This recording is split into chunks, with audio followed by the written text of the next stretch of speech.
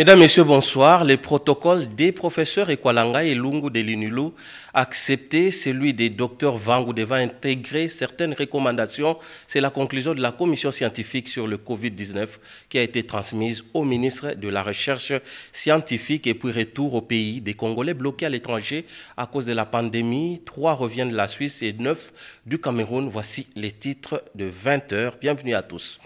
Et nous avons comme invité le porte-parole du chef de l'État, Tarsis Kasongomema Yamba Yamba. Bonsoir, monsieur le porte-parole. Bonsoir, Joël. Voilà, nous serons à vous tout à l'heure, dans quelques instants, pour quelques informations que vous nous apportez.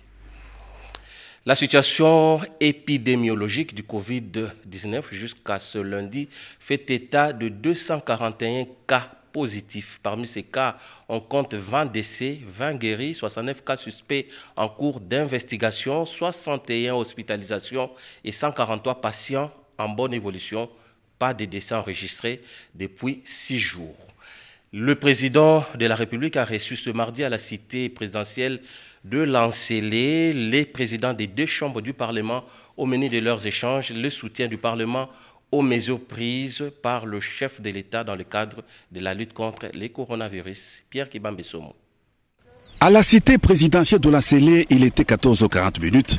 Ce mardi 14 avril 2020, les 2 présidents de l'Assemblée nationale, Janine Mabunda, et du Sénat, Alexis Tambwe Mamba, sont arrivés tour à tour et ils ont été accueillis et installés par le protocole du chef de l'État. Le président de la République, Félix-Antoine Tshisekedi Tshilombo, a reçu les responsables des 2 chambres du Parlement pour un entretien d'1h40 dans le cadre de ces échanges avec les chefs des institutions du pays.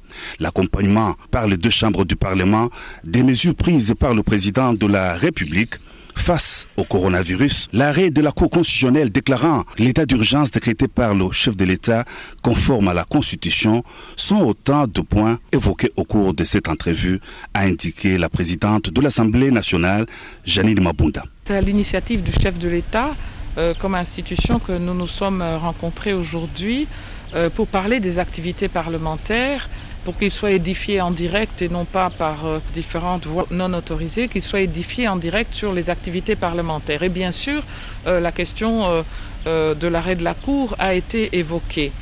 Dans ce cadre-là aussi, je crois que si vous me posez la question, il est important de préciser qu'au moment où nous nous rencontrons avec le chef de l'État, le pays est en train de lutter contre le Covid. Luttant contre le Covid, il y a eu cette ordonnance du chef de l'État et toutes les institutions se réunissent, travaillent pour accompagner ces mesures. Et c'est dans ce cadre-là, effectivement, que nous avons évoqué la possibilité que nos 2 institutions puissent se réunir et se rencontrer pour accompagner ces mesures. Alors, il ne s'agit pas ici de revenir sur ce qui s'est dit ou fait. Je crois qu'il faut regarder de l'avant parce qu'à un moment où la population autour du chef de l'État, autour du gouvernement et des institutions, des élus de la République cherchent les meilleures mesures pour accompagner et protéger nos populations, je crois que ce n'est pas les batailles politiques qui doivent nous distraire. Il me semble que c'est de voir ensemble comment nous pouvons avancer. Alors je crois qu'il faut faire confiance aux Congolais en général, aux institutions de la République en particulier. Dans les jours prochains, vous allez voir que nous allons continuer ce dialogue dans le cadre de la courtoisie institutionnelle et le sens des responsabilités qui s'imposent à tous. Voilà, je l'ai dit que nous avons sur ce plateau M. Kasongomema Yamba Yamba, qui est porte-parole du chef de l'État. Alors, je viens à vous, monsieur le porte-parole. Nous avons tous suivi, et ça s'est propagé vite sur les réseaux sociaux, la déclaration du président du Sénat au sujet de l'ordonnance sur l'état d'urgence, l'ordonnance prise par le chef de l'État. Il a parlé plus d'un état d'urgence des faits et non des droits. Et au niveau de la présidence, quelle interprétation vous faites après tout cela? On a vu la Cour constitutionnelle se prononcer après, l'arrêt de la Cour, qui juge conforme l'ordonnance du chef de l'État. Et aujourd'hui, on vient de voir tout à l'heure, le chef de l'État a réuni les 2 chambres du président, les présidents de 2 chambres.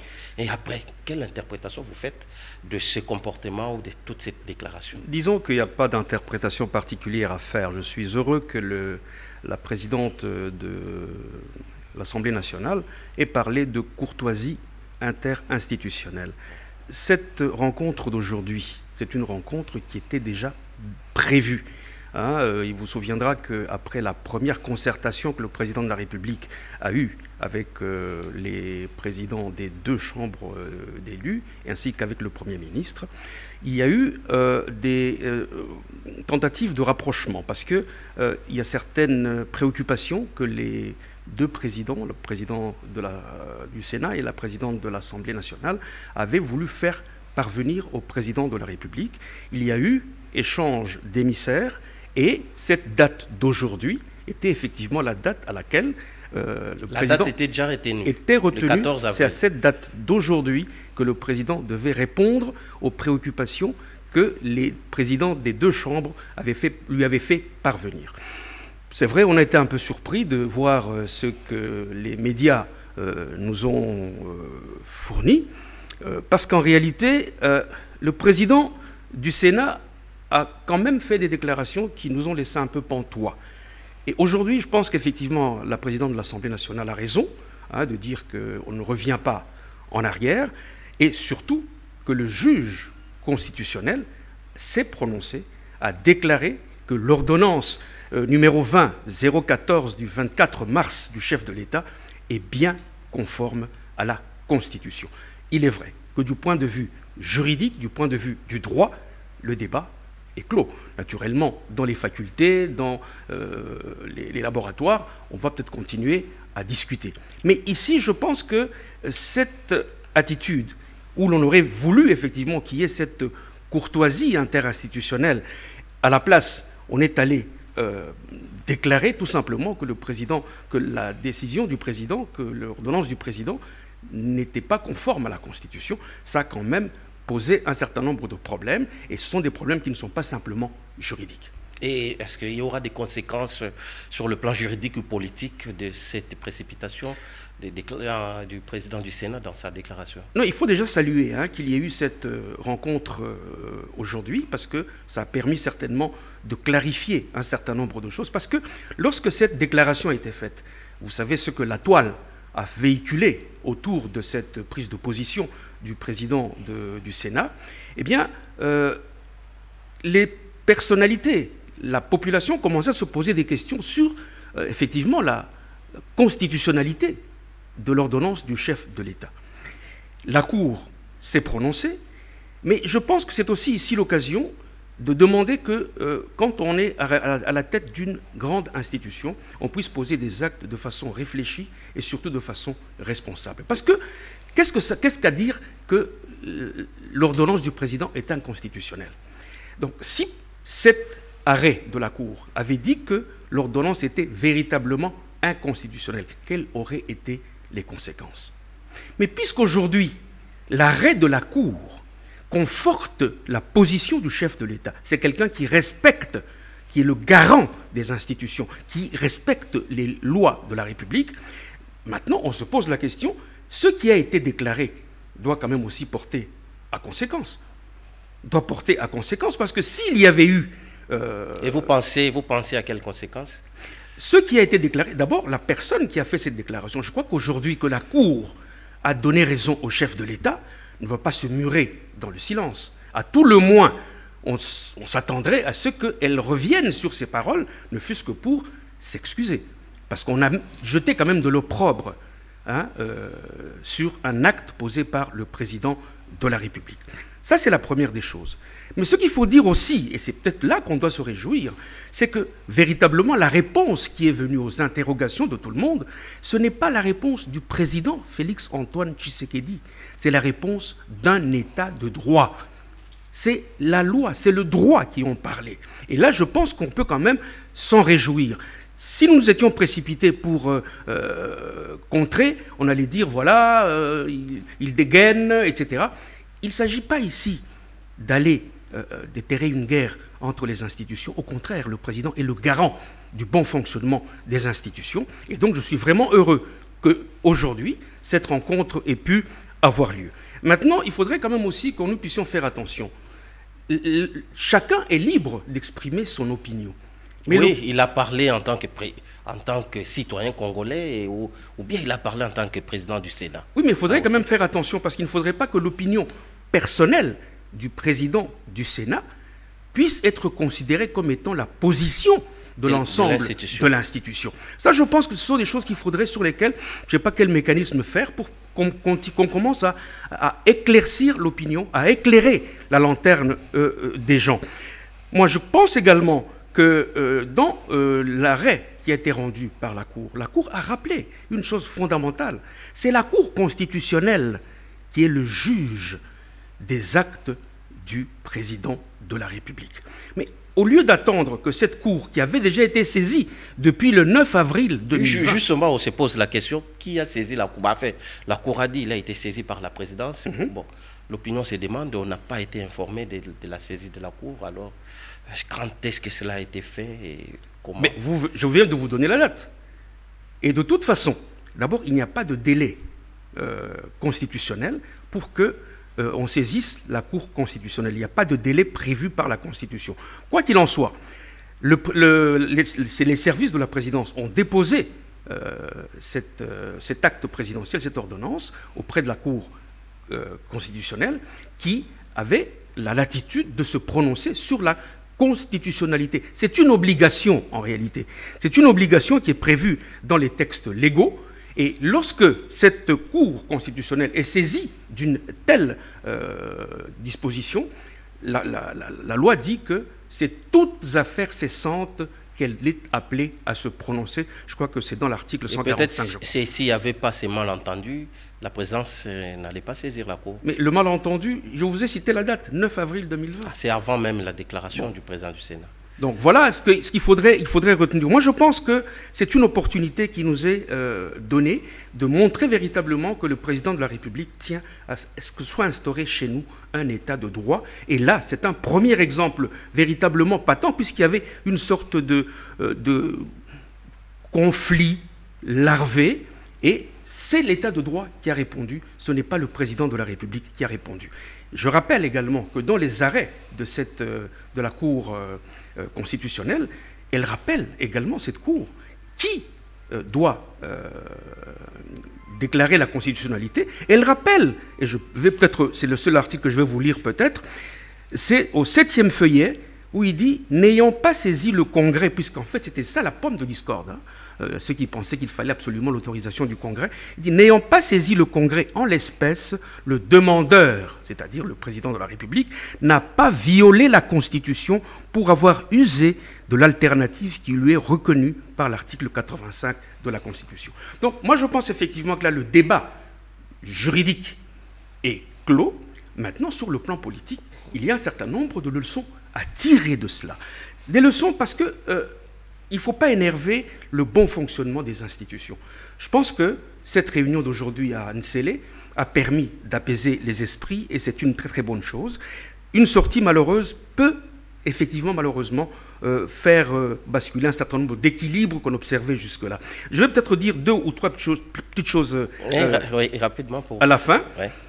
Les rapports cordiaux entre les institutions doivent être maintenus et sauvegardés. Et le président de la République a toujours misé là-dessus. Sur le plan des ententes politiques, il y a une coalition qui gouverne aujourd'hui. Vous savez que ça pouvait déstabiliser également cette coalition. Et enfin, il y a quand même des attitudes sur le plan déontologique, sur le plan de l'éthique et sur le plan de la morale. Vous savez, quand on est à un certain niveau d'exercice des fonctions de l'État, il est demandé une certaine retenue, un certain respect et une certaine réserve. C'est rappelé d'ailleurs par les règlements d'ordre intérieur. Je pense que le président de la République a observé pendant tout le temps qu'a duré cette espèce de polémique, il a montré de la hauteur et je crois que les autres devraient en faire de même. Et donc, je retiens ce soir que le juge de la constitutionnalité des actes en République démocratique du Congo a tranché. L'ordonnance numéro 20-014 du 24 mars 2020 est une ordonnance qui respecte la conformité de la Constitution. Voilà, merci à vous, monsieur le porte-parole. Merci beaucoup, Joël, de m'avoir invité. Voilà, nous rappelons que nous avons reçu là monsieur Kasoromoy Mayamba, qui est porte-parole du chef de l'État, qui est venu faire quelques interprétations autour de tout ce qui s'est dit sur la conformité constitutionnelle de l'ordonnance sur l'état d'urgence de la nation. Merci beaucoup. Merci. Le FMI va alléger la dette de la RDC de 20 millions de dollars américains. L'annonce a été faite ce mardi à la réunion du comité des conjonctures présidé par le Premier ministre Sylvestre Ilunga. Il est également recommandé l'observance stricte des mesures d'hygiène contre le Covid. Françoise Bouela. Bien qu'en période difficile, des bonnes nouvelles tombent depuis Washington. Le comité de conjoncture économique a partagé la décision du Fonds monétaire international d'accorder à la République démocratique du Congo un allègement de sa dette d'une somme de 20 millions de dollars américains. Sur le plan national, la stabilité de certains indicateurs macroéconomiques a été relevée et l'alerte sur le taux d'inflation. Nous avons constaté que le taux d'échange est resté plus ou moins stable, en tout cas stable sur le marché parallèle et à l'interbancaire. Il y a quand même eu une petite dépréciation du franc congolais par rapport au dollar américain. Nous avons atteint le taux d'inflation de 5,7% sur un objectif annuel de 8%.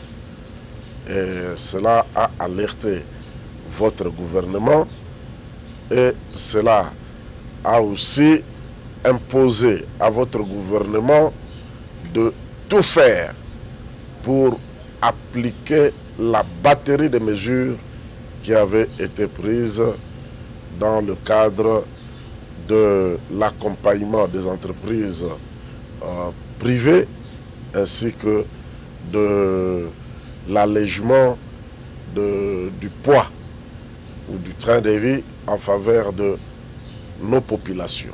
En revanche, le gouvernement observe un certain relâchement dans l'observation des mesures barrières. Certains compatriotes entretiennent une confusion sur les espaces concernés par les mesures de confinement. Le coronavirus concerne toute la ville-province de Kinshasa, ainsi que quelques 3 ou 4 autres provinces à l'intérieur du pays. On a confiné la commune de la Gombe tout simplement parce qu'elle présentait un taux élevé par rapport aux autres communes, qui du reste n'en sont pas épargnées. Nous constatons malheureusement que la population commence à oublier les règles, les mesures, les décisions qui avaient été prises par le président de la République, chef de l'État, son Excellence Félix Antoine Tshisekedi Tshilombo. Nous voulons inviter la population à respecter toutes ces mesures, non seulement ici, dans toute la ville de Kinshasa, mais dans toutes les autres provinces, pour prévenir. La réunion du comité de conjoncture économique présidée ce mardi 14 avril 2020 par le Premier ministre Ilunga Ilunkamba maintient sa régularité hebdomadaire. Le monde des affaires et la NEP également associés.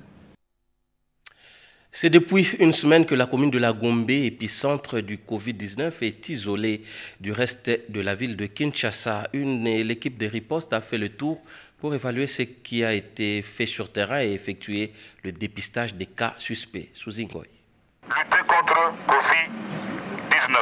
Lavez-vous la main à tout moment, ça va vous permettre d'être en bonne santé. Les équipes de la riposte du Covid-19 de la RDC ont quadrillé la commune de la Gombe, épicentre de l'épidémie.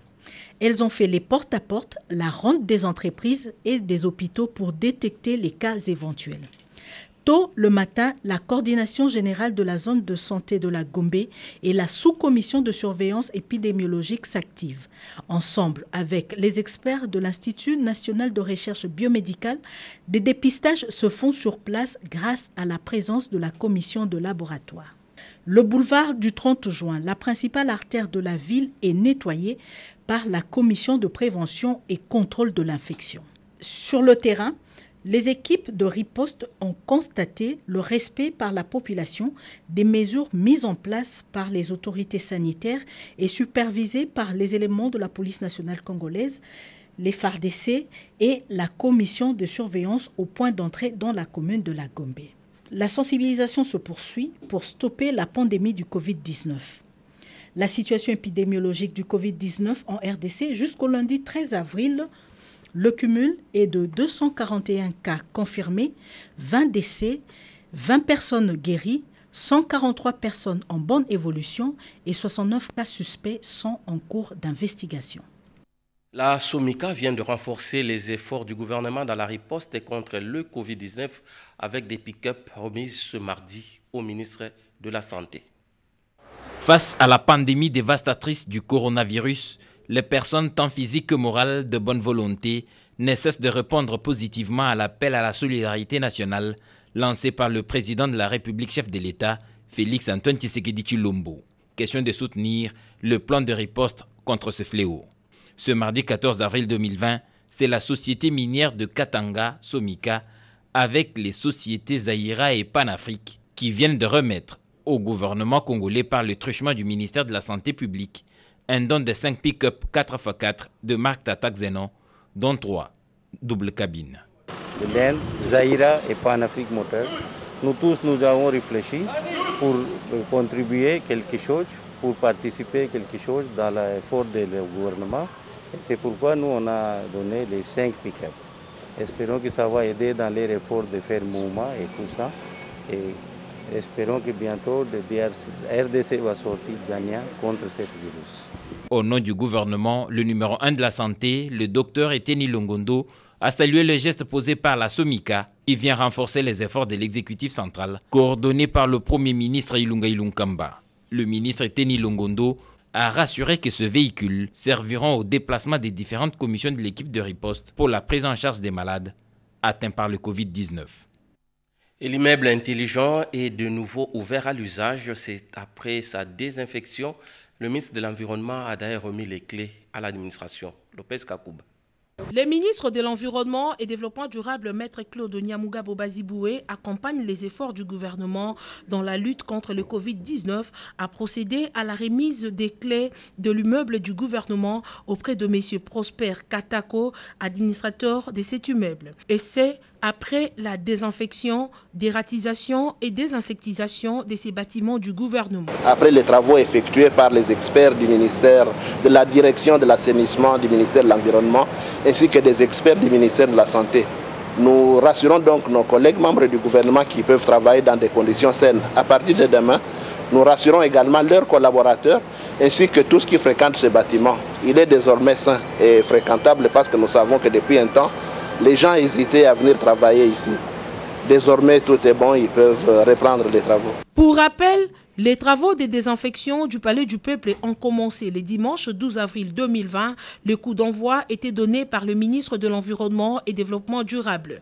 Motif de supervision du vice-ministre de la Santé, Albert Petit, qui s'est rendu au Parlement pour se rendre compte de l'évolution des travaux de ces bâtiments. On ne peut pas faire venir dans cet édifice des parlementaires, des personnalités politiques qui représentent le peuple congolais dans un endroit qui n'est pas désinfecté correctement.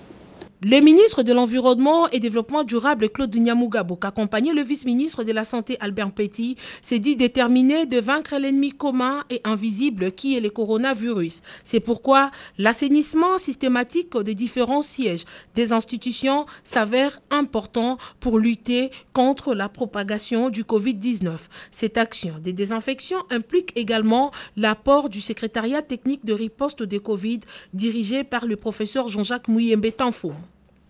Et puis dans une tribune sur l'épidémie et le monde face au Covid, publiée récemment par le président Macky Sall du Sénégal, il fait savoir qu'avec une population estimée à 1,3 milliard d'habitants, l'Afrique est atteinte par le Covid-19 au moment où plusieurs de ces pays, malgré les défis du sous-développement, sont sur une trajectoire d'émergence, alors que d'autres continents doivent faire face à la lutte contre le terrorisme. Le Covid-19, dit-il, freine ainsi l'élan des uns, aggrave la situation des autres et remet en cause les efforts de tous. De plus, il soumettra à rude épreuve des systèmes nationaux de santé publique déjà vulnérables. À l'échelle nationale, poursuit-il, de nombreux pays ont adopté des plans de contingentement pour endiguer la propagation du virus, mais les niveaux d'impréparation dus à la survenance brutale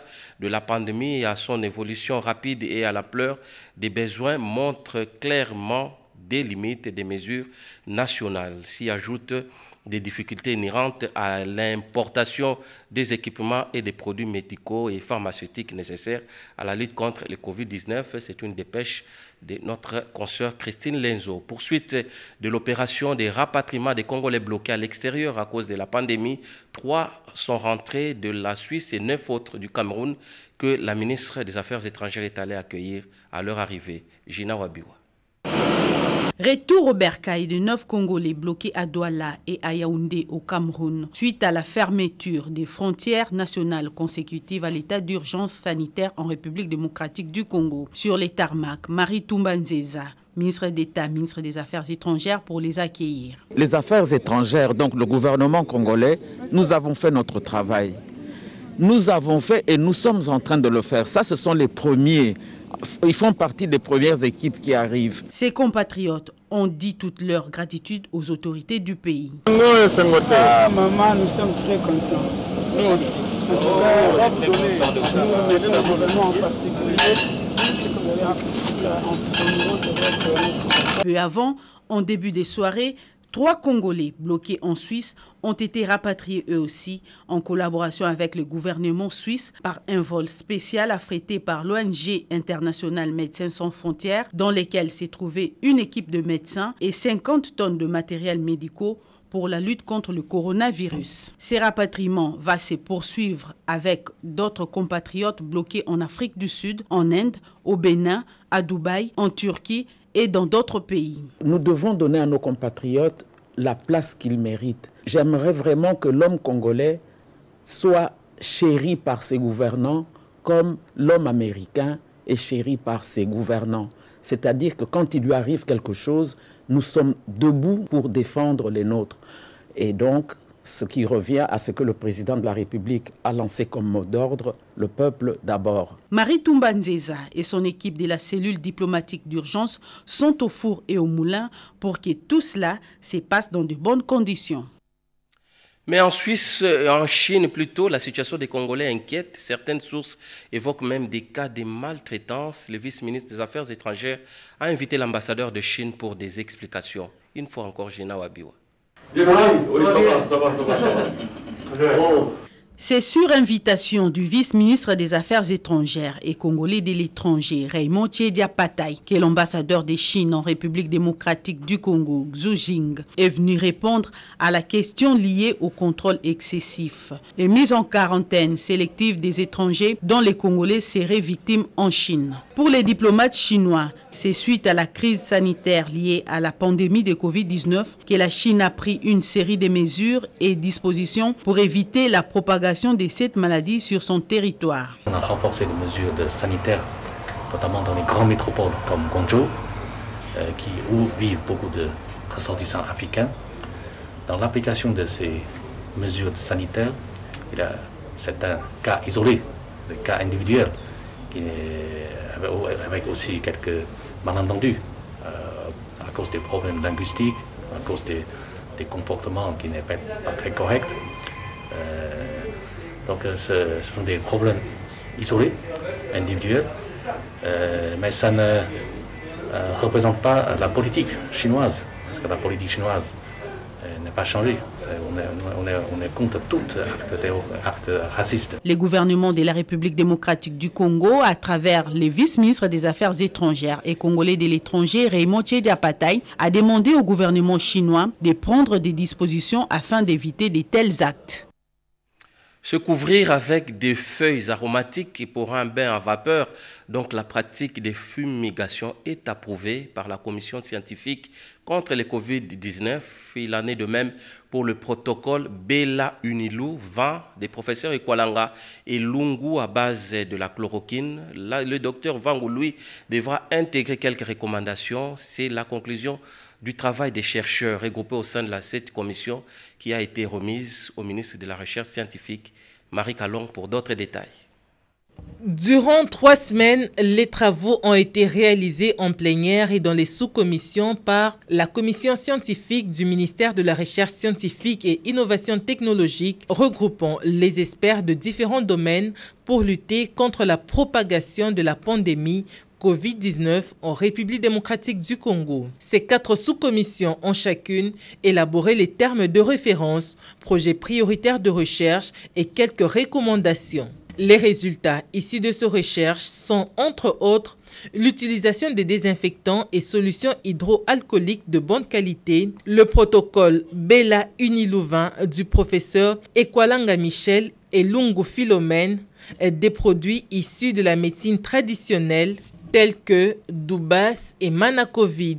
Cependant, le protocole du Dr Vangu doit, quant à lui, intégrer quelques recommandations pertinentes formulées par le comité d'experts de la commission scientifique avant tout essai clinique. Le ministre de la Recherche scientifique et innovation technologique, José Pandakabango, a remercié cette équipe de pointe pour le travail de dur labeur abattu. Je voudrais vous rassurer de mon accompagnement en tant que ministre des tutelles.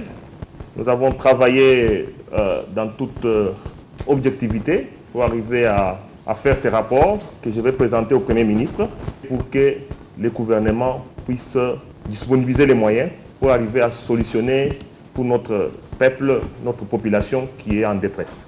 Rappelons toutefois que l'arrêté de la création de cette commission scientifique a été mis en place en réaction du discours du chef de l'État du 24 mars dernier. Autre chose pour clore ce journal, que devient la femme chassée de la maison après le décès de son mari? Une pratique assez courante dans les coutumes congolaises. Et que dit la loi? La réponse dans ce reportage d'Elisette Mojinga. Les sociétés africaines offrent souvent des spectacles désolants après le décès du mari. La femme, deuxième héritière du patrimoine familial, devient l'objet des menaces et des tribunaux dans le cadre de la succession de biens et des propriétés maritaux. Et pourtant, le code de la famille consacre la part égale de biens entre l'époux et l'épouse. Mais dans cette disposition, l'épouse a une part dans le bien de l'époux. Mais quelle n'est pas la désolation de la femme après le décès du mari dans nos sociétés africaines? Malgré la protection de la femme par les codes de la famille, la veuve connaît souvent beaucoup de déboires dans la vie. S'ils étaient épousés ou mariés sous le régime de la communauté des biens, cette veuve, avant toute chose, parlant de la succession, on doit dissoudre le régime matrimonial et lui reconnaître les droits à 50% de biens.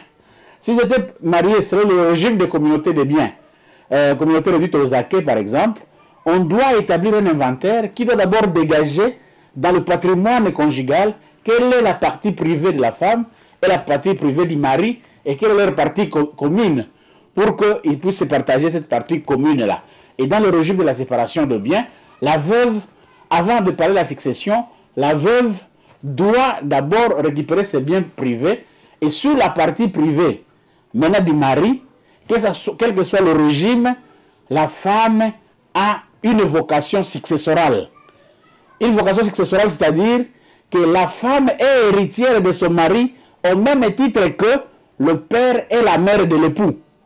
La même protection du code de la famille méconnaît la part de la veuve héritière du second degré de biens maritaux si jamais celle-ci s'est remariée.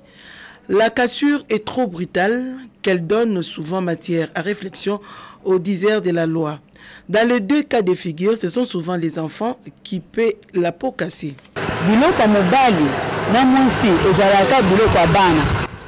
Les conflits entre les coutumes dans nos sociétés africaines, c'est souvent la femme et les enfants qui paient la peau cassée.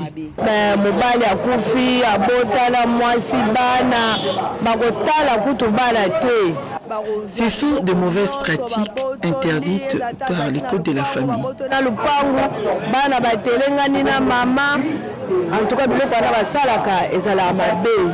Le constat est que dans les sociétés africaines qui sont ancrées dans la tradition orale, la loi codifiée peut ou ne pas être appliquée à la lettre, d'où les conflits entre deux cultures orales et écrites qui sont loin de départager les deux mondes. D'où la fragilité dans la protection de la veuve après le décès du mari et pourtant reconnue dans les dispositions du code de la famille.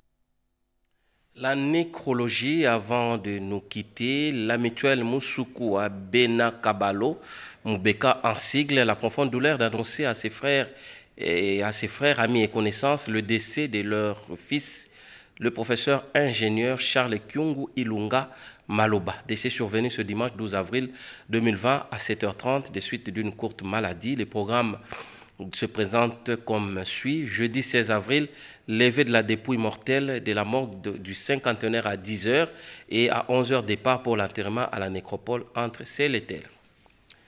Ainsi donc s'achève cette édition d'information. Merci à vous de l'avoir suivi. Retrouvez à 22h Lopez Kakuba. Au revoir.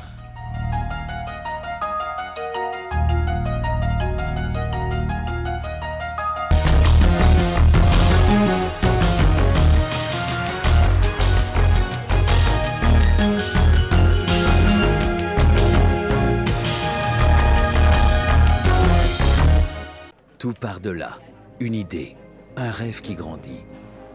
Le souhait d'un partenaire, d'un accompagnement sur mesure, d'un financement adapté. Pour que de l'intention naisse un projet. Chaque jour, BGFI Bank se mobilise et se transforme pour offrir à ses clients une relation durable. Notre principale ambition, c'est d'être votre partenaire pour l'avenir. BGFI Bank.